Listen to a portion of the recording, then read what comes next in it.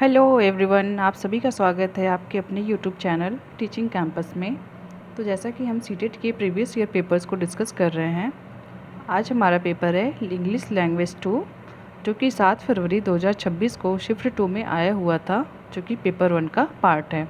Okay, अब चलिए हम अपने क्वेश्चंस को डिस्कस करते हैं। हमारा क्वेश्चन 1 कहता है, learning of the mother tongue by a child is generally assume to be. इसका मतलब है कि बच्चे द्वारा मातृभाषा सीखना क्या माना जा सकता है, हम उसे क्या अज्यूम कर सकते हैं।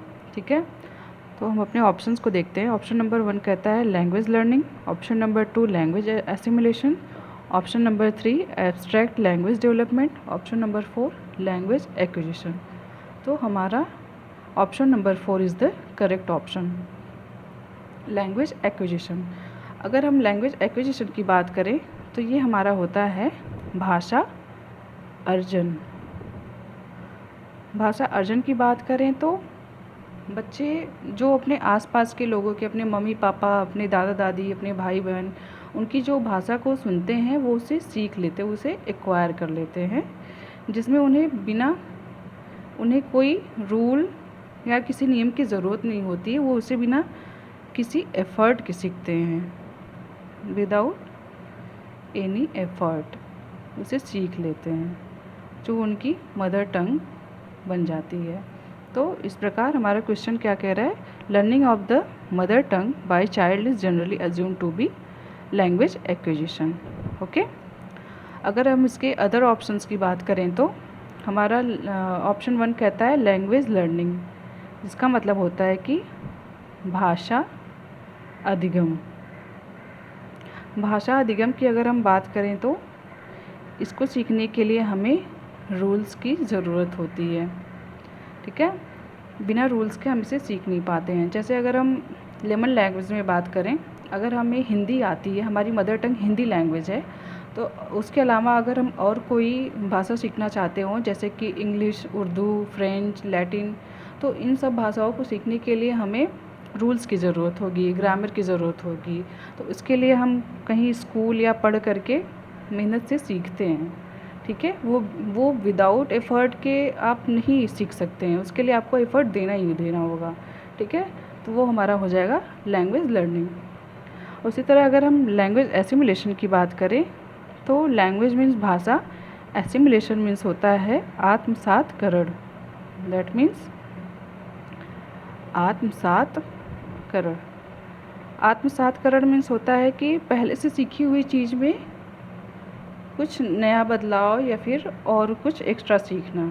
ठीक है, दूसरी भाषा या संस्कृति को अपना लेना और अपनी पुरानी भाषा को भूल जाना।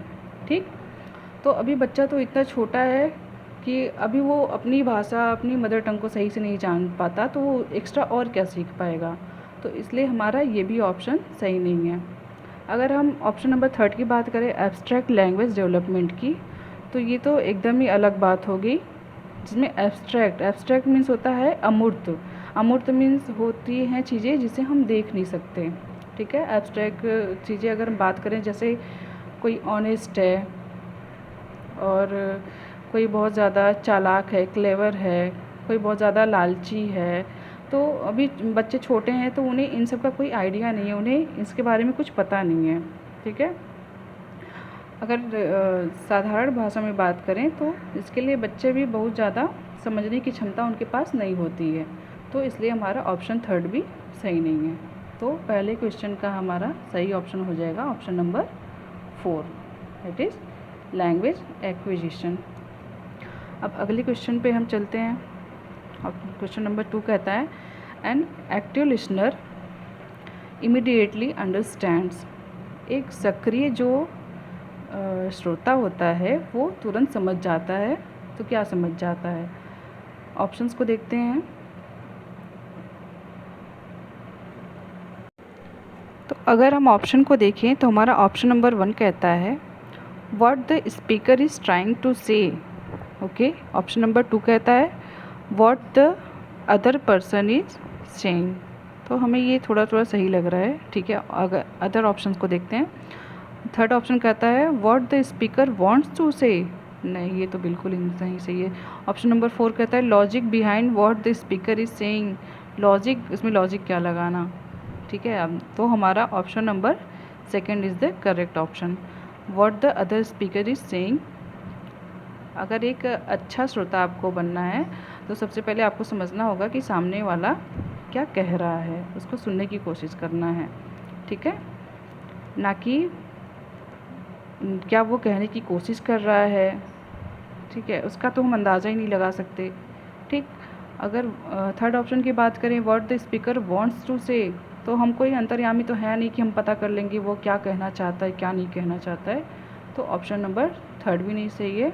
And option number four is logic behind what the speaker is saying, तो इसमें कोई टीका टिप्पणी या लॉजिक लगाने की कोई ज़रूरत ही नहीं है, ठीक है। तो हमारा option number second is the correct option. अब चलते हैं नेक्स्ट क्वेश्चन पे, जो कि हमारा है to teach poetry in the class the teacher first reads a poem, then involves the learners in group work, one group writes the theme of the poem, another draws a picture to depict the main character, and yet another writes the summary of the poem. This activity aims at। तो इस question को पढ़ने पे हमें ये पता चल रहा है कि जो टीचर है वो किसी न किसी तरीके से सारे लर्नर्स को एक्टिव रख रहा है, इन्वॉल्व कर रहा है, involve in the learning in group work. अब उनके ग्रुप में बात करें तो one group rights the theme of the poem, another draws the picture of the depict, मतलब एक ग्रुप जो है वो पोएम की थीम्स को लिख रहा है, अदर जो है दूसरा ग्रुप है वो पिक्चर को ड्रॉ कर रहा है और उसके मेन कैरेक्टर्स के बारे में बता रहा है, and yet another rights the summary of the poem, और अदर जो हैं वो पोएम की समरी को लिख रहे हैं। तो इसके लिए करेक्ट ऑप्शन होगा, ऑप्शन को पढ़ते हैं। क्वेश्चन ऑप्शन नंबर 1 कहता है involving all students in the classroom. Okay, ये भी ठीक ठाक ही लग रहा है। ऑप्शन नंबर 2 देखते हैं catering to diverse abilities and interest of the learners. तो ये हमारा करेक्ट ऑप्शन हो जाएगा, क्योंकि यहाँ पे हम देख रहे हैं कि कुछ जो हमारे ग्रुप हैं वो पोएम के थीम्स को राइट कर रहे हैं, कोई पिक्चर्स को ड्रॉ कर रहे हैं, कोई मेन कैरेक्टर जो है उनके बारे में बता रहे हैं, कोई पोएम की समरी लिख रहा है। तो यहाँ पे अलग अलग बच्चे अपने अपने इंटरेस्ट के अकॉर्डिंग और अपनी अपनी एबिलिटीज़ के अकॉर्डिंग वहाँ पे अपनी एक्टिविटी को प्रदर्शित कर रहे हैं। तो हमारा सेकेंड ऑप्शन सही हो जाएगा। अगर थर्ड ऑप्शन की बात करें प्रिपेयरिंग लर्नर्स फॉर असेसमेंट, नहीं, ये तो रटी रटाई चीज़ हो जाएगी कि बच्चे असेसमेंट को तैयार करने, प्रिपेयरिंग लर्नर्स फॉर असेसमेंट, ये हमारा सही ऑप्शन नहीं है। डिस्ट्रैक्टिंग द लर्नर्स, ने ये भी नहीं सही है। हमें बच्चों को तो सिखाना है, उन्हें डिस्ट्रैक्ट थोड़ी ना करना है, उन्हें अच्छी नॉलेज देनी है, उन्हें एक्टिव रखना है, ठीक है। तो अब अगले क्वेश्चन पे चलते हैं। हमारा नेक्स्ट क्वेश्चन है the second language classroom is usually a confluence of varied languages. Okay, the role of teachers in such a class is to give their students, ठीक है। ऑप्शंस को देखते हैं। तो हमारा फर्स्ट ऑप्शन कहता है a comfortable environment to develop requisite skills. Okay, option number 2 है summaries and simplified versions of the text, नहीं, ये नहीं सही लग रहा। Option number 3 adequate self explanatory notes, नहीं, इससे तो बच्चों का कोई नॉलेज ही इंक्रीज़ नहीं होगा। Worksheets with a variety of tasks while covering the syllabus, नहीं, ये तो वही चीज़ हो जाएगी, रटी रटाई चीज़ें सिलेबस को सिर्फ कवर कराने के लिए उन्हें पढ़ा दी जाएँ। तो ओवरऑल हमारा option number first is the correct option, ठीक है, जिसमें कि टीचर को एक कंफर्टेबल एनवायरनमेंट देना चाहिए बच्चों को, जिससे कि उनका स्किल डेवलप हो अच्छे से, उनका नॉलेज भी अच्छे से डेवलप हो, बच्चे ग्रो करें क्लास में। ओके, जैसा कि क्वेश्चन कह रहा है the second language classroom is usually confluence of varied languages. Okay, तो इसमें कह रहा है कि जो दूसरी भाषा होती है, दूसरी भाषा की क्लास में बहुत सी भाषाओं के बच्चे होते हैं। तो the role of the teacher in such a class, तो ऐसी क्लास में टीचर का क्या रोल होना चाहिए बच्चों के लिए, तो टीचर का रोल होना चाहिए कि उन्हें एक कंफर्टेबल एनवायरनमेंट देना चाहिए बच्चों को, उनकी नॉलेज को, उनकी स्किल्स को डेवलप करने के लिए। ठीक है, नेक्स्ट क्वेश्चन पे चलते हैं। हमारा क्वेश्चन नंबर नेक्स्ट है, you prepare a test item that expects the learners to use tense forms, connectors, prepositions and adjectives accurately. The approach that you have used in this test item is। तो ये question कह रहा है कि आपको एक ऐसा टेस्ट बनाना है जिसमें कि बच्चों को टेंस, कनेक्टर्स, प्रीपोजिशंस और एडजेक्टिव्स इन सब के साथ एक साथ सही इस्तेमाल हो जाएं। ठीक है, तो इसके लिए आप कौन सा अप्रोच यूज़ करेंगे? The approach that you have use in this test item is. तो ऑप्शन देखते हैं। हमारा ऑप्शन है इनडायरेक्ट ग्रामर टेस्टिंग, नहीं। मिक्स्ड ग्रामर टास्क, नहीं, ये भी नहीं सही है। इंटीग्रेटेड ग्रामर टेस्टिंग, हमारा ऑप्शन नंबर 3 सही है, integrated grammar testing. 4th option क्या है? डायरेक्ट ग्रामर टेस्टिंग, नहीं, ये भी नहीं सही है। तो आइए अब हम ऑप्शंस को डिस्कस करते हैं। तो हमारा पहला ऑप्शन इनडायरेक्ट ग्रामर टेस्टिंग ये कहता है कि इसमें व्याकरण का सीधा टेस्ट नहीं लिया जाता, बल्कि रीडिंग या राइटिंग के ज़रिए यह देखा जाता है कि बच्चे को भाषा आती भी है या नहीं आती है, या फिर वो सिर्फ रटी रटाई चीज़ों को दिमाग में अपने रख रहे हैं और बता रहे हैं। ठीक है, तो ये हमारा ऑप्शन सही नहीं है,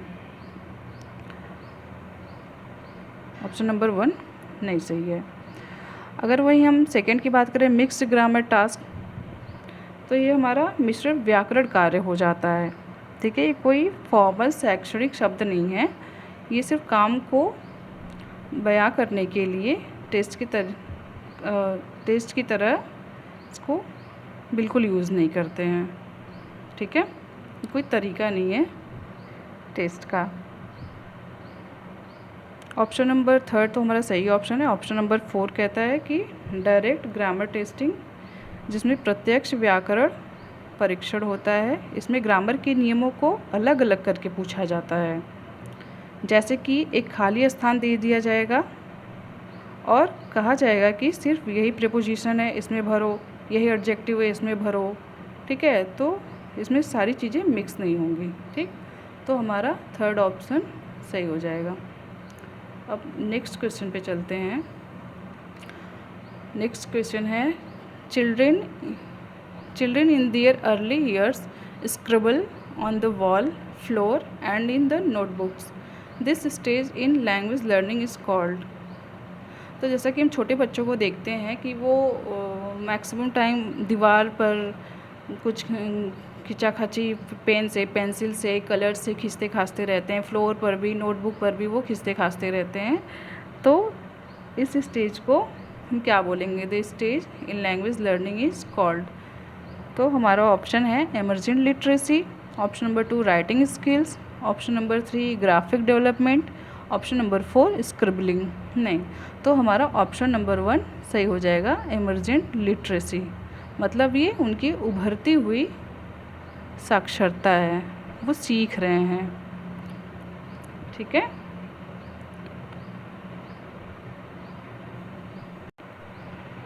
अगर हम ऑप्शन नंबर 2 की बात करें राइटिंग स्किल्स, तो वो ABCD, ABC या क ख ग लिख रहे हैं, तो ये उनकी राइटिंग स्किल्स होती है। तो इसमें वो सीधे सीधे साफ अक्षरों में लिखते हैं, ये कोई आड़ी तिरछी या स्क्रिबलिंग टाइप की नहीं होती है। अगर हम 3rd ऑप्शन की बात करें ग्राफिक डेवलपमेंट की, तो ये ड्राइंग या चित्रकारी से जुड़ा होता है। ठीक है, और अगर हम स्क्रिबलिंग की बात करें तो ये सिर्फ उनकी शारीरिक क्रिया होती है। ठीक है, ये कोई स्टेज नहीं है। ओके, तो हमारा ऑप्शन नंबर 1 सही हो जाएगा, एमर्जेंट लिटरेसी। ठीक है, अब अगले क्वेश्चन पे चलते हैं। अगला क्वेश्चन कहता है, communicative language teaching stresses the interdependence of. Okay, तो हमारा क्वेश्चन कह रहा है कि कम्युनिकेटिव लैंग्वेज टीचिंग किस चीज़ के आपसी संबंध पर जोर देती है? मैंने teaching stresses the interdependence of. तो ऑप्शंस देखते हैं। ऑप्शन नंबर 1 है language and conversation, option number 2 है language and behaviour, option number 3 है language and psychology. Option number 4 है लैंग्वेज एंड कम्युनिकेशन, जो कि हमारा करेक्ट ऑप्शन है। ठीक है, अगर हम अदर ऑप्शंस की बात करें कि इसमें क्या डिफरेंस है, यही सही क्यों हुआ, ऑप्शन नंबर 4 ही क्यों सही हुआ, बाकी क्यों नहीं सही हुए, तो हम देखते हैं कि लैंग्वेज एंड कन्वर्सेशन की अगर हम बात करें तो ये सिर्फ आपसी बातचीत सिर्फ 2 लोगों के बोलने तक ही सीमित होती है, लेकिन जो भाषा होती है उसका इस्तेमाल बोर्ड पे पढ़ने के लिए, चिट्ठी लिखने के लिए या ईमेल पढ़ने में भी किया जाता है। ठीक है, तो इसलिए हमारा ये ऑप्शन सही नहीं है। और अगर अदर ऑप्शन की बात करें लैंग्वेज एंड बिहेवियर की, तो ये मानती है कि भाषा आदत पढ़ने से सीखी जाती है। ठीक है, बिहेवियर में हम अच्छी संगति, सही बुरी संगति, इन सब चीज़ों के बारे में, या हम कोई ऐसा कोई काम ना करें कि सामने वाले को बुरा लग जाए, ये सारी चीज़ें इसमें बिहेवियरिज्म में सीखते हैं हम, तो इसलिए हमारा सेकंड ऑप्शन भी सही नहीं है। अगर थर्ड ऑप्शन की बात करें लैंग्वेज एंड साइकोलॉजी, तो ये दिमाग और भाषा के रिश्ते को पढ़ता है, लेकिन क्लास में भाषा सिखाने का यह मुख्य मकसद नहीं होता। ये एक तरह की साइकोलॉजी होती है, लैंग्वेज एंड साइकोलॉजी, जो कि हमारे कम्युनिकेटिव लैंग्वेज टीचिंग को बिल्कुल ही नहीं प्रभावित करती है। तो इसलिए हमारा फोर्थ ऑप्शन करेक्ट हो जाएगा, लैंग्वेज एंड कम्युनिकेशन। ठीक है, अगर हम यहाँ पे फोर्थ ऑप्शन की बात करें लैंग्वेज एंड कम्युनिकेशन की, तो ये कहता है कि कम्युनिकेशन जो होता है वो आपस में अपनी बात दूसरों की बात खुद तक पहुँचाने का एक माध्यम होता है, मीन्स एक ज़रिया होता है, संचार, जिसे हम संचार कहते हैं। ठीक है, इसका मतलब होता है कि भाषा का असली व एकमात्र मकसद कम्युनिकेशन यानी अपनी बात दूसरों तक पहुंचाना और दूसरों की बात को खुद समझना है। ठीक है, तो अब चलते हैं उसके नेक्स्ट क्वेश्चन पे। नेक्स्ट क्वेश्चन कहता है you have to keep anecdotal records of the learning process of the students of your class for. तो यहाँ पे हम एनेक्डोटल रिकॉर्ड्स को समझते हैं। ठीक, एनेक्डोटल रिकॉर्ड्स की अगर बात करें तो इसका मतलब होता है कि बच्चे का रोज़मर्रा का उनका जो व्यवहार है उसका सारा ब्यौरा लिखित तौर पे रखना। ठीक है, उनका रोज़ का कैसा व्यवहार है, कैसा उनका काम है, उसे हम लिखित रूप में रखें एक जगह, तो उसे बोलते हैं एनेक्डोटल रिकॉर्ड्स। तो अब ऑप्शन को देखते हैं। पहला ऑप्शन है प्रोजेक्ट टेक्निक, नहीं ये नहीं सही है। ऑप्शन 2 ओरल टेक्निक, नहीं ये भी नहीं सही है। उन्हें बच्चों का ब्यौरा रखना है टीचर्स को। ठीक है, तो वो कैसे रखेंगे, तो अगर हम थर्ड ऑप्शन को देखें ऑब्जर्वेशनल टेक्निक, दैट मीन्स उनके बच्चों को वो ऑब्ज़र्व करेंगे कि उनके क्लास में खेलने, पढ़ने या काम करने का तरीका क्या है, वो कितने ध्यान से कितने तरीके से अपने काम को अच्छे तरीके से कर लेते हैं, वो हमारा होता है ऑब्जर्वेशन टेक्निक। ठीक है, तो ये हमारा होता है anecdotal records of the learning process of the students of your class. ठीक है, एज ए टीचर ये क्वेश्चन पूछ रहा है, you have to keep anecdotal records of the learning process of the students of your class for this you need to use। तो हमें observation technique का use करना होगा, जिससे हमें उसका सारा ब्यौरा मिलता रहेगा। ठीक है, अगर हम प्रोजेक्ट टेक्निक की बात करें तो ये हमारा प्रोजेक्ट का एक तरीका होता है। इसमें बच्चे को कोई मॉडल या चार्ट बनाते हैं, इससे उसके रोज़ के स्वभाव का रिकॉर्ड नहीं मिलता है, उनके सिर्फ मॉडल या चार्ट बनाते हैं इसमें, वो हमारा होता है प्रोजेक्ट टेक्निक। ठीक है, अगर ओरल टेक्निक की बात करें जिसे कहते हैं मौखिक तरीका, इसमें सिर्फ मुंह से सवाल जवाब या जो परीक्षा होती है वो चीज़ें रहती हैं इंक्लूडेड। हमारा ऑप्शन नंबर थर्ड तो सही है, ऑब्जर्वेशन टेक्निक। इसमें हम ऑब्जर्व करते हैं बच्चों के क्रियाकलापों पे या उनके रोज़मर्रा की जो भी दिनचर्या है। अगर फोर्थ ऑप्शन की बात करें असाइनमेंट टेक्निक की, तो ये बच्चों को उनके घर या क्लास के लिए दिए जाने वाले सिर्फ होमवर्क से जुड़ा होता है। ठीक है, असाइनमेंट हमारा क्या, हम अभी बच्चों की बात करें तो उन्हें असाइनमेंट दिया जाता है जो कि एक तरीके से होमवर्क की तरह होता है। तो उसमें ये टेक्निक होती है। अब हम अपने अगले क्वेश्चन पे बढ़ते हैं। अगला क्वेश्चन कहता है विच of the following statements is true in context of grammar. ठीक है, मतलब ग्रामर के कंटेक्स्ट में कौन सा स्टेटमेंट सही है।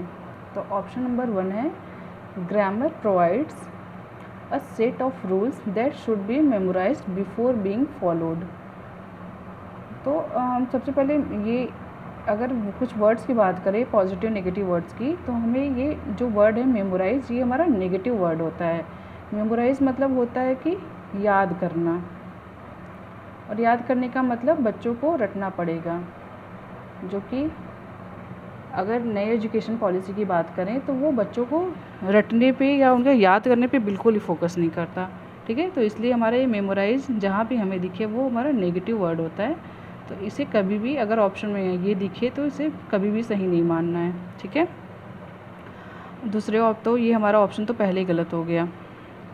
ठीक, अगर हम दूसरे ऑप्शन की बात करें, grammar is a system of language which helps in polishing और स्पीकिंग एंड राइटिंग स्किल। तो हाँ, ये हमारा बिल्कुल सही ऑप्शन है। Grammar is a system of language which helps in polishing, मतलब ग्रामर हमारा जो होता है, grammar is a system of language, एक सिस्टम है लैंग्वेज का जो कि हेल्प करता है हमारी स्पीकिंग और राइटिंग स्किल को और भी पॉलिश करने में, उसे और अच्छे से चमकाने में। ठीक है, तो हमारा ये ऑप्शन सही है क्योंकि ये ग्रामर के कॉन्टेक्स्ट में क्वेश्चन पूछा है। थर्ड ऑप्शन की बात करें, grammar has no role in the learning of foreign language. तो ये तो बिल्कुल ही गलत ऑप्शन है। फोर्थ ऑप्शन की बात करें, knowledge of grammar helps acquire fluency in speech. Knowledge of grammar helps acquire fluency in speech, नहीं, ये भी नहीं सही है। ठीक है, तो हमारा सेकेंड ऑप्शन सही हो जाएगा। अगले क्वेश्चन की ओर बढ़ते हैं। When infants and very young children live in environments where they have no exposure or experience with language, their language development is severely impaired. This impairment is irreversible. Okay, which of the following terms supports this explanation? ठीक है,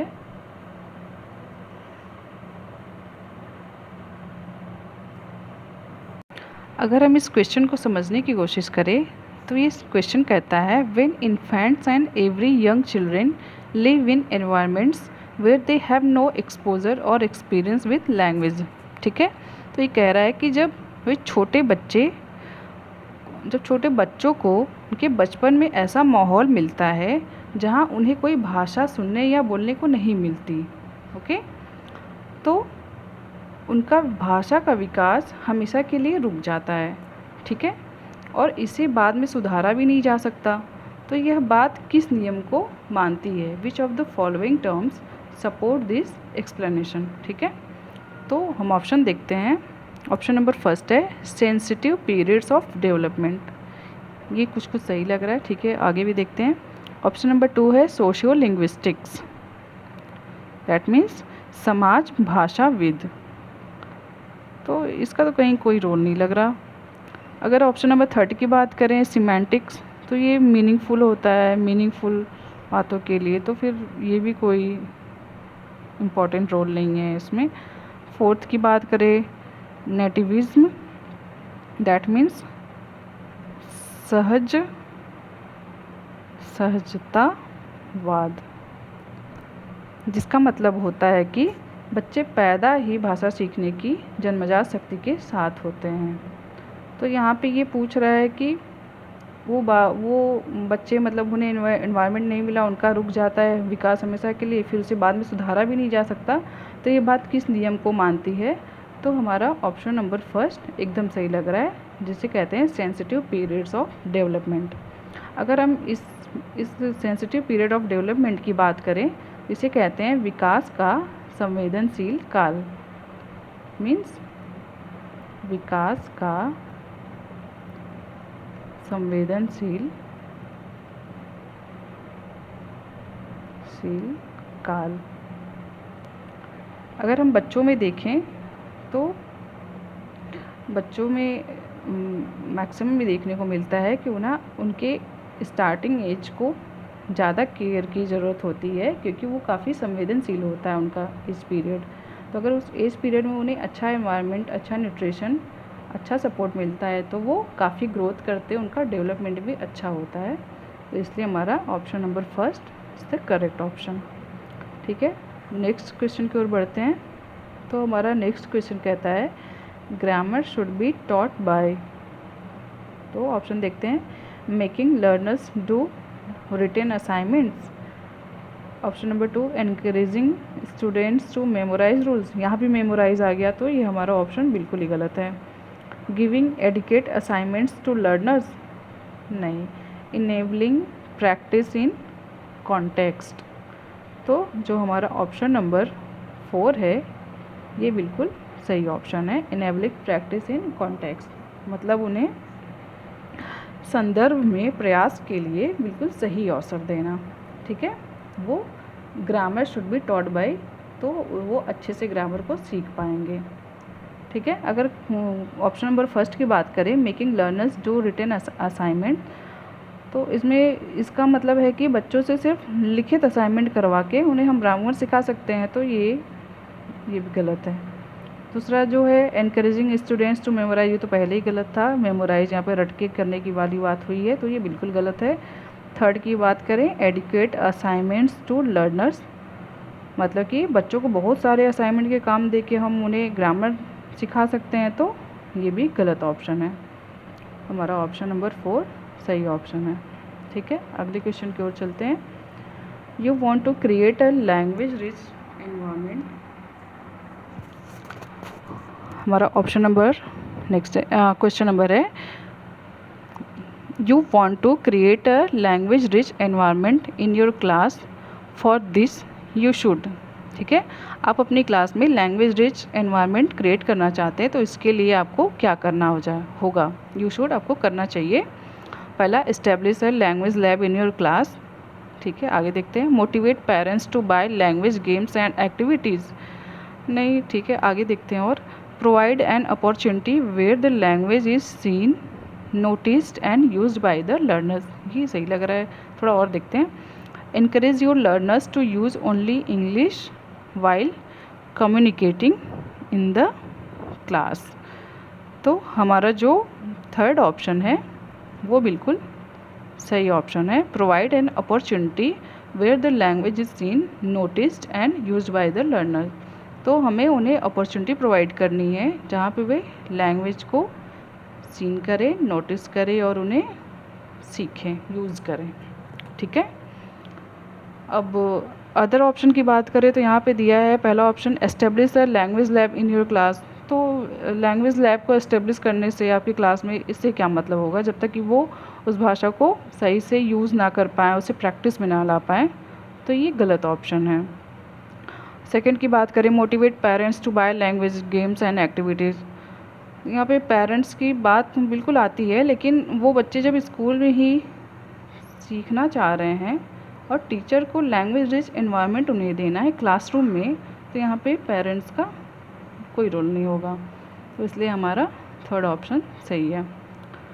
अगले question की बात करें तो ये कहता है dash give the terms acquisition, observation, natural, input, dominant, hypothesis in the theory of second language learning. ठीक है, तो अगर हम इसकी बात करें तो ये कह रहा है कि दूसरी भाषा को सीखने के सिद्धांत में एक्विजिशन, दैट मीन्स अर्जन, ऑब्जर्वेशन यानी कि ऑब्जर्व करना, अवलोकन करना, नेचुरल प्राकृतिक, इनपुट सामग्री और dominant hypothesis in the theory of second language learning, इन जैसे शब्दों और नियमों को किसने दिया था। तो अगर हम इसकी बात करें तो हमारा सही उत्तर हो जाएगा स्टेफन क्रैशन। क्रैशन जो हैं, स्टेफन क्रैशन, इन्होंने ही दूसरी भाषा को सीखने के लिए 5 नियम बताए थे, जिसे ही इनपुट हाइपोथेसिस और नेचुरल ऑर्डर हाइपोथेसिस शामिल है, जिसमें acquisition, observation, natural input, dominant hypothesis, ये थ्योरीज देखने को मिलती है। ठीक है। अगर नॉम चॉम्स्की की बात करें तो इन्होंने LAD के बारे में बताया था, that means language acquisition device, LAD। ठीक है। भाषा अर्जन के लिए इन्होंने बात की थी, जो कि जन्मजात क्षमता होती है। स्टीवन पिंकर की बात करें तो इन्होंने भाषा के विकासवादी मनोविज्ञान पर काम किया था। इन्होंने भाषा के मनोविज्ञानी भाषा के विकासवादी मनोविज्ञान पर काम किया। ठीक है। अगर वाइगोत्स्की की बात करें तो इन्होंने समाज और दोस्तों के साथ बातचीत से सीखने का सिद्धांत दिया था, जिसमें इन्होंने सोसाइटी, कल्चर और लैंग्वेज पर मेन फोकस किया था वाइगोत्स्की ने। ठीक है। तो हमारा ऑप्शन नंबर 3 सही हो जाएगा, स्टीफन क्रैशन। अगले क्वेश्चन की ओर चलें तो नेक्स्ट क्वेश्चन देखते हैं। तो ये कहता है which among the following involves the principle of grading and sequence. ठीक है। ये कह रहा है कि विच एमंग द फॉलोइंग, मतलब नीचे जो ये ऑप्शंस दी गई हैं, इनमें से किसमें पढ़ाई की चीज़ों को क्रम से, यानी कि पहले आसान और फिर धीरे धीरे कठिन सजाने का नियम शामिल है। ठीक है। तो नाम से पता चल रहा है, सीक्वेंस मीन्स एक सीक्वेंस में लगाना, ग्रेडेशन मीन्स एक क्रमिक वर्गीकरण करना है इनका। ठीक है। तो इसमें हम ऑप्शन देखें तो पहला ऑप्शन है ग्रेडेशन, जो कि हमारा बिल्कुल सही ऑप्शन है। ग्रेडेशन की बात करें तो इसका मतलब होता है कि भाषा के शब्दों या व्याकरण को बच्चों की उम्र और उनके स्तर के हिसाब से, बच्चों के एज के अकॉर्डिंग और उनके स्तर के अकॉर्डिंग आसान से कठिन के क्रम में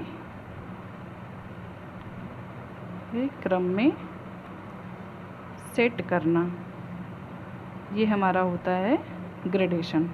चूँकि हमारा क्वेश्चन यही पूछ रहा है कि which among the following involves the principle of grading and sequence. ठीक है। तो हमारा पहला ऑप्शन सही हो जाएगा, ग्रेडेशन। अगर अदर ऑप्शन की बात करें तो सेकेंड ऑप्शन है हैबिट फॉर्मेशन। तो हैबिट फॉर्मेशन से यहाँ क्या होगा, ये बार बार बोल कर या लिख कर आदत डालने से जुड़ा हुआ है, तो ये हमारा बिल्कुल गलत ऑप्शन है। थर्ड ऑप्शन की बात करें, फॉलोइंग द नेचुरल वे, प्राकृतिक तरीके का पालन करना, तो ये भी सही नहीं लग रहा ऑप्शन। अगर हम फोर्थ ऑप्शन की बात करें, कंट्रोल्ड वोकेबलरी, मतलब नियंत्रित शब्दावली, तो इसका क्या यहाँ पे रोल है। अगर इसकी बात करें तो इसमें सिर्फ गिने चुने और सीमित शब्द ही बच्चों को सिखाए जाते हैं। ठीक। तो इसका भी इस क्वेश्चन से कोई लेना देना नहीं है, तो इसलिए हमारा फर्स्ट ऑप्शन सही है, ग्रेडेशन। ठीक है। अगले क्वेश्चन पे आते हैं। तो अगला क्वेश्चन कहता है you observe that your students need to be expose to samples of the target language and be encourage to imitate and respond. यहाँ पे इमिटेट का मतलब होता है नकल करना, आप जो बोल रहे हैं उसे दोहराना। रिस्पॉन्ड मतलब आप जो पूछें या आप जो उनसे क्वेश्चन करें उसे वो उसका क्या रिप्लाई करते हैं या रिस्पॉन्स क्या करते हैं। तो विच of the following methods is most suitable for this purpose. तो ये क्वेश्चन कह रहा है कि बच्चों को नई भाषा के उदाहरण सिखाने के लिए ज़रूरत होती है और उन्हें नकल करके मतलब इमिटेट करके वैसा ही जवाब देने के लिए बढ़ावा देना चाहिए। ठीक है, इसके लिए कौन सा तरीका सबसे बढ़िया होगा? Which of the following methods is most suitable for this purpose? तो ऑप्शन देखते हैं communicative language teaching, option B देखते हैं audio lingual method, option C देखते हैं grammar translation method, option D है डायरेक्ट मेथड। तो अगर हम डायरेक्ट मेथड की बात करें, इसमें टीचर मदर टंग का बिल्कुल भी यूज़ नहीं करता, बच्चों को कोई भी बात सिखाने या पढ़ाने के लिए। अगर हम स्कूल्स में बच्चों की बात करें आजकल के कॉन्वेंट स्कूल या इंग्लिश मीडियम स्कूल की, तो वहाँ पे हम देखते हैं कि टीचर्स बच्चों से डायरेक्ट इंग्लिश टू इंग्लिश ही बात करते हैं। उन्हें पढ़ाते भी इंग्लिश में और समझाते भी इंग्लिश में, बच्चों के अकॉर्डिंग उनके मदर टंग में। जैसे वो हिंदी जानते हो, भोजपुरी जानते हो, तो उसमें वो बिल्कुल इन्हें कोई बात समझाते या पढ़ाते नहीं हैं। तो वो हमारा होता है डायरेक्ट मेथड। अगर ग्रामर ट्रांसलेशन मेथड की बात करें, तो जैसे मैं आपको यहाँ पे बता रही हूँ, समझा रही हूँ, इंग्लिश में क्वेश्चंस को पढ़ के हिंदी में उसको समझा रही हूँ, तो ये हमारा ग्रामर ट्रांसलेशन मेथड होता है। अगर ऑडियो लिंगुअल की बात करें, तो इस तरीके में जो बच्चे होते हैं वो ऑडियो टेप या टीचर की आवाज़ को बार बार ध्यान से सुनते हैं और जैसे जैसे टीचर बोलते हैं वैसे वैसे उनको इमिटेट करके उन्हें टीचर्स की हूबहू नकल करते हैं। वह बार बार रिपीट करके सीखते हैं, यानी बार बार दोहरा कर सीखते हैं। तो ये हमारा होता है ऑडियो लिंगुअल मेथड। तो जैसा कि क्वेश्चन हमारा यही पूछ रहा है कि to be encourage to imitate and respond, तो इसलिए हमारा सेकेंड ऑप्शन सही हो जाएगा। Second option is the correct option. ठीक है, अगर पहले ऑप्शन की बात करें कम्युनिकेटिव लैंग्वेज टीचिंग की, तो इसमें बच्चे नकल करने पर नहीं बल्कि अपने मन की बात को खुलकर बोलने पर जोर देते हैं। ठीक है, कम्युनिकेशन होता है ये। कम्युनिकेशन की अगर हम बात करें तो इसमें सामने वाला अपनी बातों को रखता है और अगर दो पक्ष होते हैं तो दोनों पक्ष आपस में अपनी अपनी बातों को रखते हैं और अपनी बातों को समझते हैं। ठीक है, तो इसलिए हमारा सेकेंड ऑप्शन सही हो जाएगा। अगले क्वेश्चन की ओर चलते हैं। तो अब हमारा पैसेज स्टार्ट हो गया है और पैसेज को एक बार रीड करते हैं पहले।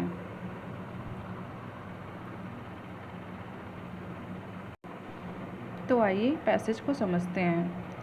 तो पैसेज को रीड करते हैं। What was this new state like? That means इस नए भारतीय साम्राज्य का स्वरूप कैसा था। ठीक है, तो आगे कहता है फॉर्चुनेटली मतलब सौभाग्य से, we have full accounts both Indian and Greek. ठीक है, हमारे पास भारतीय और यूनानी दोनों स्रोतों से इसके पूरे विवरण मौजूद हैं। आगे कहता है Megasthenes the ambassador sent by Seleucus has left a record and much more important is that contemporary account Kautilya अर्थशास्त्र द साइंस ऑफ पॉलिटी। ठीक है, ये कहता है कि सिकंदर के सेनापति सेल्यूकस के राजदूत मेगास्थनीज ने एक लिखित रिकॉर्ड छोड़ा है, लेकिन इससे भी कहीं अधिक महत्वपूर्ण उस काल की समकालीन किताब है जिसे कि कौटिल्य का अर्थशास्त्र कहते हैं, अर्थात the science of polity, that means राजनीति का विज्ञान। आगे कहते हैं Kautilya is another name for Chanakya and दस we have a book written not only by a great scholar but a man who played a dominating part in the establishment, growth and preservation of the empire. तो आगे ये कहता है कि कौटिल्य चाणक्य का ही दूसरा नाम है। Kautilya is another name for Chanakya. इसलिए हमारे पास एक ऐसी किताब मौजूद है जिसे न केवल एक महान विद्वान ने लिखा, बल्कि एक ऐसे व्यक्ति ने लिखा जिसने साम्राज्य की स्थापना, विकास और उसे बनाए रखने में बहुत बड़ी और मुख्य भूमिका निभाई थी। ठीक है। Great scholar played dominating part in the establishment, growth and preservation of empire। ठीक है, मुख्य भूमिका निभाई थी। अब आगे चलते हैं। Chanakya has been called the Indian Machiavelli and to some extent the comparison is justified, but he was a much bigger person in every way, greater in intellect and action। Chanakya को अक्सर हम भारत का मैकियावेली कहते हैं। दैट मीन्स चाणक्य को अक्सर भारत का Machiavelli कहा जाता है, और वे कुछ हद तक यह तुलना सही भी है, लेकिन वे हर मामले में मैकियावेली से कहीं बड़े व्यक्ति थे, चाहे वह बुद्धि हो या उनके कार्य। वे किसी राजा के मात्र चाटुकार या साधारण दरबारी नहीं थे, बल्कि एक सर्वशक्तिमान सम्राट, जो कि उस समय चंद्रगुप्त मौर्य थे, उनके एक विनम्र सलाहकार थे। ठीक है।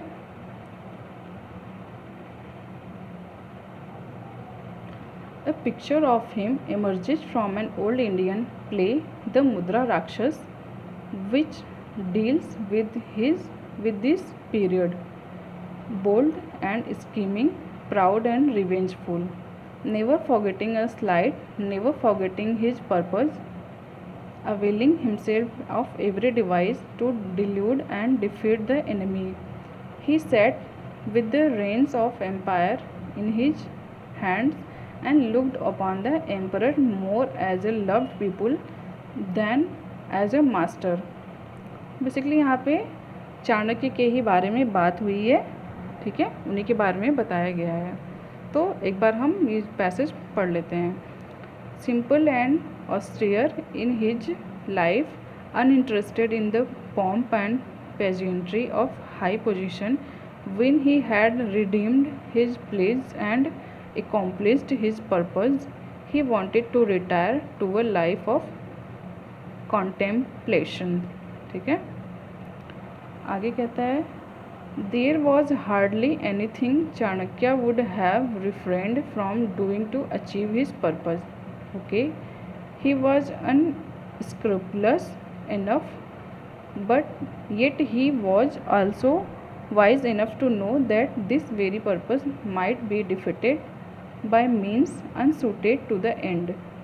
Long before Clausewitz, he is reported to have said that war is only a continuance of state policy by other means। ठीक है, but he adds, war must always serve the larger ends of policy and not become an end in itself। The statement's objective must always be the betterment of the state as a result of war, not the mere defeat and destruction of the enemy। If war involves both parties in a common ruin, that is bankruptcy of statesmanship।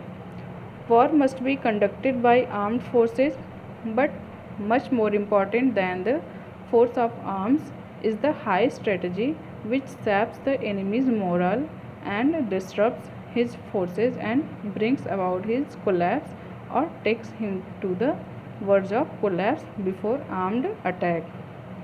तो अगर हम last वाले para की बात करें तो ये कह रहा है कि युद्ध को हमेशा राज्य की भलाई और उनकी बेहतरी के लिए, बड़े उद्देश्य के लिए ही किया जाना चाहिए। युद्ध अपने आप में कोई अंतिम लक्ष्य नहीं होना चाहिए। ठीक है, तो अगर हम अब इसके क्वेश्चन को देखते हैं तो हमारा क्वेश्चन कहता है, state which of the following statement is true और फॉल्स। ठीक है, तो फर्स्ट स्टेटमेंट है, for practical purposes Chanakya kept the range of power with himself. ठीक है। और बी कहता है Chanakya enjoyed the power and prestige of the high authority we विल्डेड।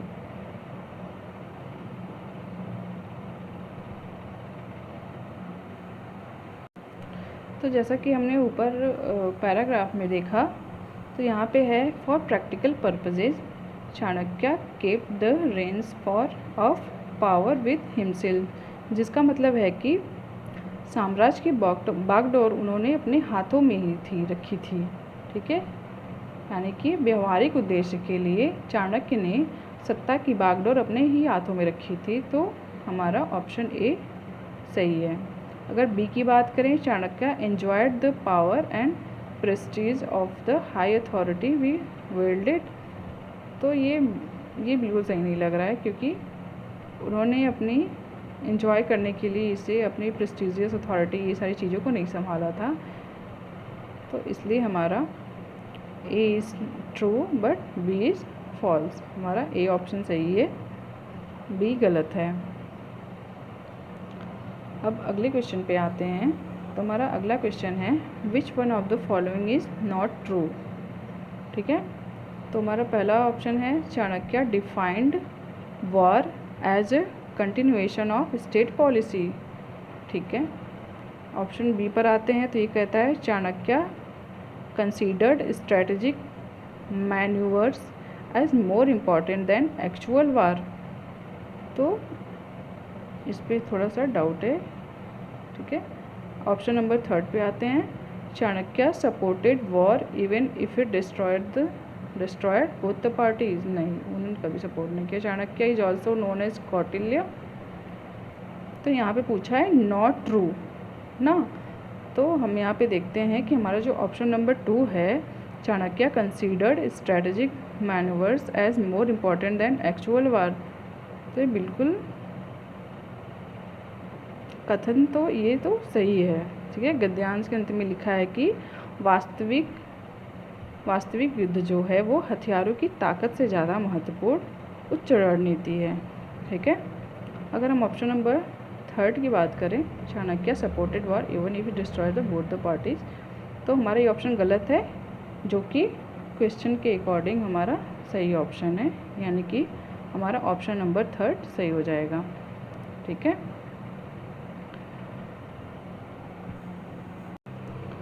Next question पर आते हैं। तो ये क्या कह रहा है, what does the given verb mean. To delude. तो इस वर्ड का मीनिंग पूछ रहा है। टू डिल्यूड मतलब क्या होगा। तो ऑप्शन देखते हैं। पहला to mislead, second to swindle, third one is है टू रॉब, चौथा है टू डाइवेस्ट। तो जैसा कि हमें पता है, डिल्यूड मतलब होता है भ्रमित करना, किसी को भ्रमित करना।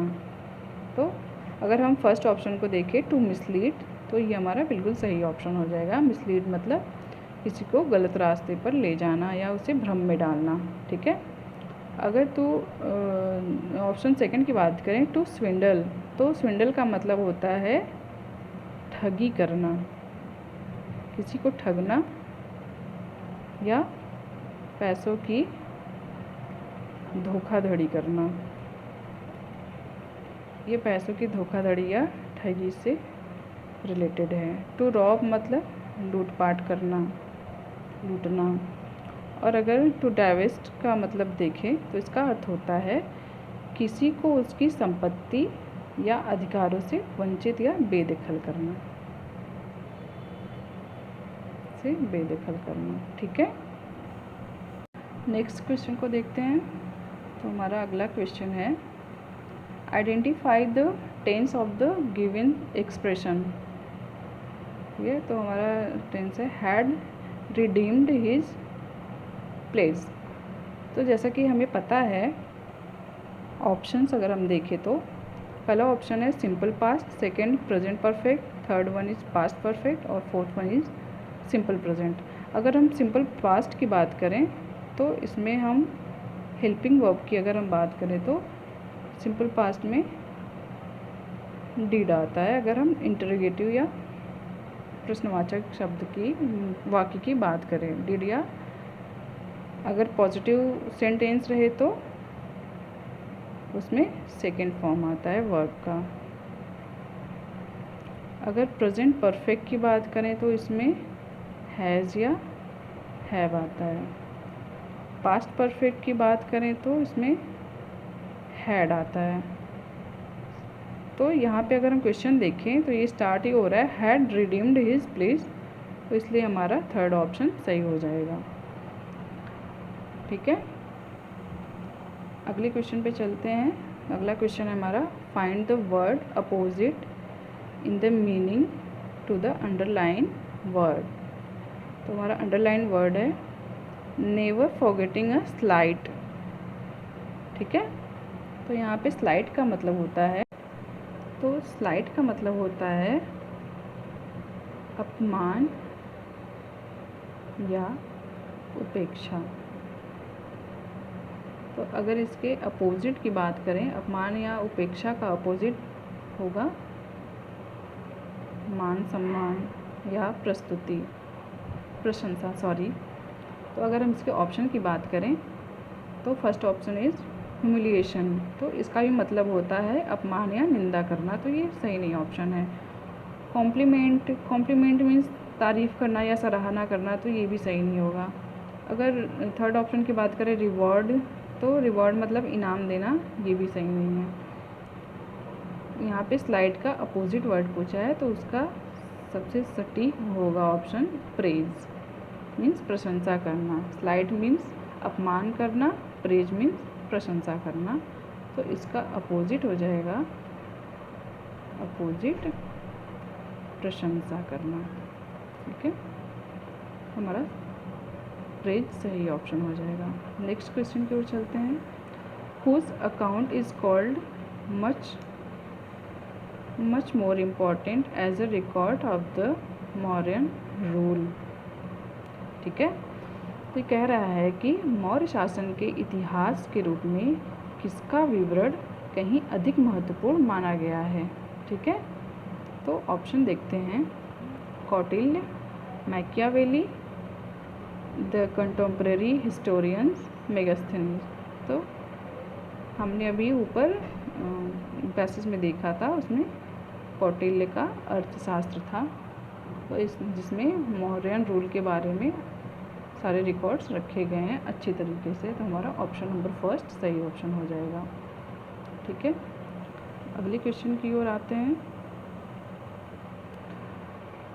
ये कहता है how did the play the मुद्रा राक्षस डिपिक्ट चाणक्य। मुद्रा राक्षस एक प्ले है, उसके बारे में पूछा जा रहा है कि मुद्रा राक्षस नाटक में चाणक्य को कैसा दिखाया गया है। तो अगर ऑप्शन देखिए तो पहला ऑप्शन है एज मीक एंड कवर्डली, मतलब दब्बू और डरपोक, तो ये सही नहीं है। अगर सेकंड की बात करें बोल्ड एंड स्कीमिंग, साहसी और चतुर, मतलब जो योजनाएं बनाए, तो ये हमारा बिल्कुल सही ऑप्शन है। थर्ड की बात करें पॉम्पस एंड एरोगेंट, मतलब दिखावा करने वाला या घमंडी, तो ये भी सही नहीं ऑप्शन है।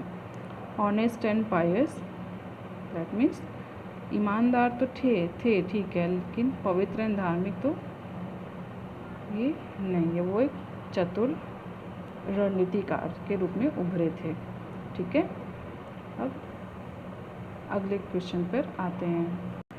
अब अगले क्वेश्चंस को देखते हैं। तो हम देखते हैं यहाँ पे 143 to 150 क्वेश्चन के लिए एक दूसरा पैसेज दिया गया है, तो एक बार उसको हम अच्छे से पढ़ते हैं। ठीक है, तो हम देखते हैं क्या कह रहा है पैसेज में। द नेक्स्ट मॉर्निंग मीन्स अगले morning, as I was about to leave the city I saw peacocks on every tree, rock and hill, मतलब अगली सुबह जब मैं शहर छोड़ने वाला ही था, मैंने हर पेड़, चट्टान और पहाड़ों पर मोर देखे। Their movements had the same peace, the same grace and the same beauty, उनकी गतिविधियों में एक जैसी शांति और एक जैसी शालीनता और एक जैसा ही सौंदर्य था। ठीक है, as the evening shadow deepened, जैसे जैसे शाम की परछाइयाँ गहरी होती गई, शैडो मीन्स परछाइयाँ, डिपेंड्स मीन गहरी होती गई। The air was filled with the song of peacocks, तो हवा थी वो मोरों के गीतों से भर गई। आई थॉट, मुझे लगा, they were there to both welcome and bid me farewell, तो मुझे लगा कि वे वहाँ मेरा स्वागत करने और मुझे विदाई देने के लिए मौजूद थे। ठीक है, आगे कह रहा है, whenever I recall that trip, जब भी मैं उस ट्रिप को याद करता हूँ, my mind is filled with images of those peacocks, मेरा दिमाग, मेरा मन उन पिकॉक्स के इमेज से भर जाता है। आई एम सरप्राइज्ड, मैं हैरान हो जाता हूँ। Did I really see so many of them, क्या मैंने सच में इतने सारे मोरों को देखा था। Did the peacocks of Rajasthan actually come out to greet me, क्या राजस्थान के मोर वास्तव में मुझसे मिलने बाहर आए थे। आई वॉन्डर, मैं आश्चर्यचकित हो जाता हूँ। हाउ दे आर नाउ, कि वे अब कैसे होंगे। मैं हैरान हो जाता हूँ कि वो अब कैसे होंगे। I try to imagine that city now, मैं उस सिटी को अब इमेजिन करता हूँ। But all I can see is a picture of desolation, desolation means होता है सूनापन। तो मैं अब उस शहर की कल्पना करने की कोशिश करता हूँ, लेकिन अब मुझे केवल उजाड़ और सूनेपन की तस्वीर दिखाई देती है। Shocked and disturbed, I am neither able to see the peacocks nor hear their songs, स्तब्ध और परेशान होकर, शॉक्ड मीन्स स्तब्ध, डिस्टर्ब मीन्स परेशान होकर, आई एम, मैं न तो मोरों को देख पा रहा हूँ और न ही उनका गीत सुन पा रहा हूँ। Okay, where have they all disappeared, वे सभी कहाँ चले गए। In which corner of the world are they hiding, वे इस दुनिया के किस कोने में छिप गए हैं। सडनली, अचानक, I have a vision of a lonely peacock on a distant hill, अचानक मुझे एक दूर की पहाड़ी पर एक अकेले मोर का काल्पनिक दृश्य दिखाई दिया। विजन मीन्स दृश्य दिखाई देना। ठीक है, ही सीम्स बैटर्ड एंड ब्रूज्ड, वो घायल और चोटिल था। बैटर्ड मीन्स घायल और ब्रूज्ड मीन्स चोटिल, वह चोटिल था। I walk quickly toward him, but मैं तुरंत ही उसके पास गया। But before I can reach the hill, लेकिन जब मैं हिल पे पहुँच सकता, he rises into the sky, वह आसमान में उड़ गया। Screaming with terror and disappears, वह डर के मारे चिल्लाते हुए आसमान में उड़ जाता है, और डिसअपियर्स में गायब हो जाता है, मीन्स गायब हो जाता है। आगे कह रहा है, वेयर हैज़ ही गॉन, वो कहाँ गया होगा। वेयर आर हिज कंपेनियंस, उसके और साथी कहाँ हैं। दोज काउंटलेस पिकॉक्स, जो कि अनगिनत मोर थे। Why is he sitting alone on that hill, वो अकेले उस पहाड़ी पर क्यों बैठा है। The very picture of desolation, ये सूनापन या जो उजाड़ की साक्षात तस्वीर है। वाई इज ही सो डिस्पोंडेंट, वह इतना निराश और डरा हुआ क्यों था। The site of that dejected bewildered peacock suddenly brings to mind another image of desolation that I had forgotten. उस उदास और घबराए हुए मोर का एक दृश्य अचानक मेरे मन में उजाड़ की एक और तस्वीर ले आता है, जिसे मैं भूल गया था। ठीक है, I had forgotten.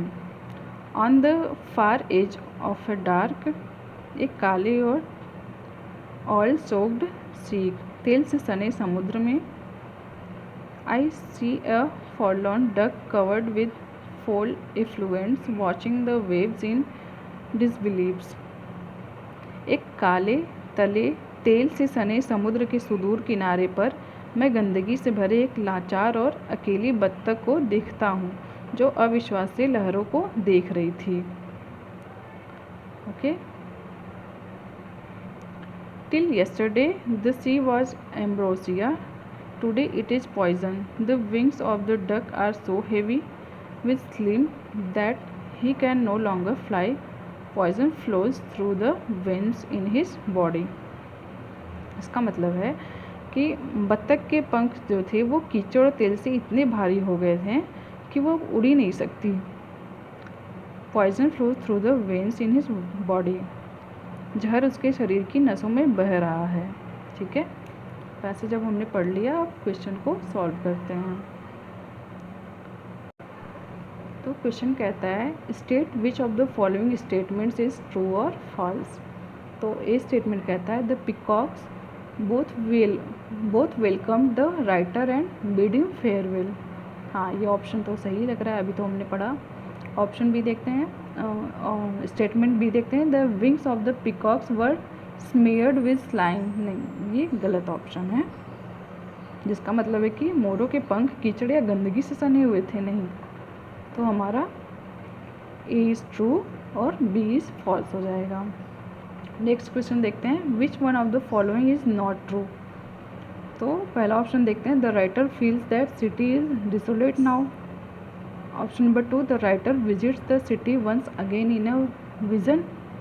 Option number 3 the peacocks can no longer fly now.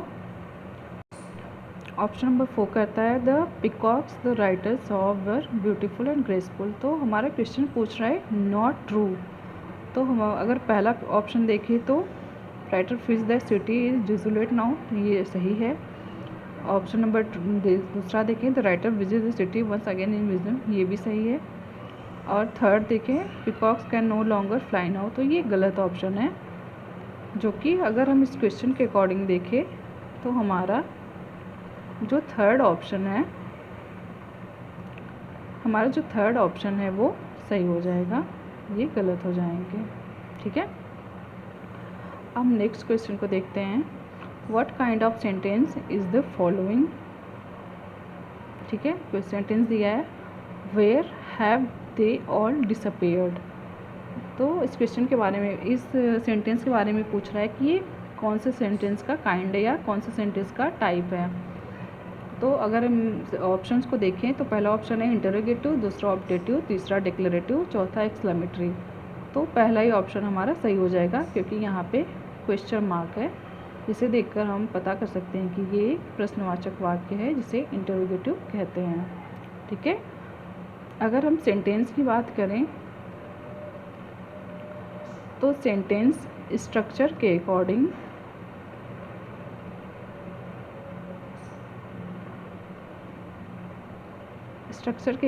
इसके कई पार्ट्स होते हैं जिसमें हमें ये सब देखने को मिलते हैं। स्ट्रक्चर और मीनिंग के अकॉर्डिंग इसके कई पार्ट्स देखने को मिलते हैं। ठीक है, अगर आपको इसके बारे में जानना हो तो आप कमेंट सेक्शन में ज़रूर लिखें, मैं आपको नेक्स्ट वीडियो में इसके बारे में अच्छे से पूरा डिटेल में समझाऊंगी। ठीक है, अब अगले क्वेश्चन पे आते हैं।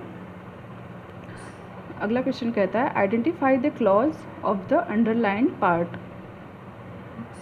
सेंटेंस दिया हुआ है, उसमें अंडरलाइन पार्ट है जिसके बारे में बताना है कि इसमें कौन सा क्लॉज यूज़ हुआ है। तो हम देखते हैं on the far edge of a dark oil soaked sea I see a forlorn duck. तो अगर इसके ऑप्शन के बारे में बात करें तो हम देखते हैं पहला ऑप्शन है adjective clause, second option is adverb clause, third one is principal clause, fourth one is noun clause. तो एडजेक्टिव क्लॉज वो होता है जिसमें किसी नाउन या प्रोनाउन की विशेषता बताई जा रही हो। तो यहाँ पे तो ऐसा कुछ है नहीं। On the far edge of a dark oil soaked sea I see a forlorn duck, ये अपने आप में जो ये अंडरलाइंड है पार्ट, ये अपने आप में ये कंप्लीट मीनिंग दे रहा है। ठीक है, तो इसलिए ये हमारा हो जाएगा प्रिंसिपल क्लॉज। ठीक है, ये अपने आप में एक पूरा अर्थ दे रहा है एक स्वतंत्र वाक्य की तरह। तो इसलिए हमारा ये प्रिंसिपल क्लॉज हो जाएगा। तो ऑप्शन नंबर 3 सही हो जाएगा। ठीक है। अगर क्लॉज की बात करें तो हमारा क्लॉज जो होता है वो भी, इसके भी कई टाइप्स होते हैं, जिसमें कि adjective clause, adverb clause, noun clause. अगर इन सब के बारे में आपको जानना हो तो आप कमेंट सेक्शन में ज़रूर हमें बताएं। ठीक है।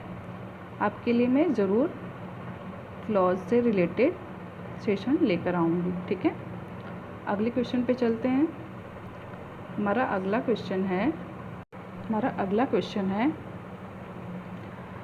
Identify the part of speech of the underline word. तो ये दे रहा है that dejected bewildered peacock suddenly brings to mind। ठीक है। तो अब इसके हम ऑप्शंस को देखते हैं। पहला ऑप्शन है एडजेक्टिव, दूसरा एडवर्ब, तीसरा कंजंक्शन, चौथा है नाउन। तो जैसा कि यहाँ पे कह रहा है दैट डिजेक्टेड bewildered peacock। ठीक है।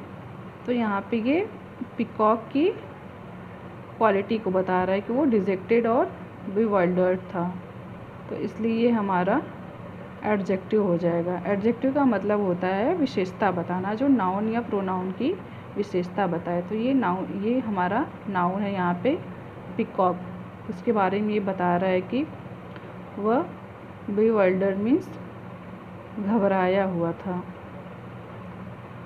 ठीक है। तो इसलिए ये हमारा एडजेक्टिव हो जाएगा। अब अगले क्वेश्चन पे चलते हैं। Choose the word nearest in meaning to desolation. Desolation means मैंने आपको बताया था सूनापन। ठीक है। तो इसके नियरेस्ट में ऑप्शंस को देख के बताना है कि डिसोलेशन का नियरेस्ट मीनिंग क्या होगा।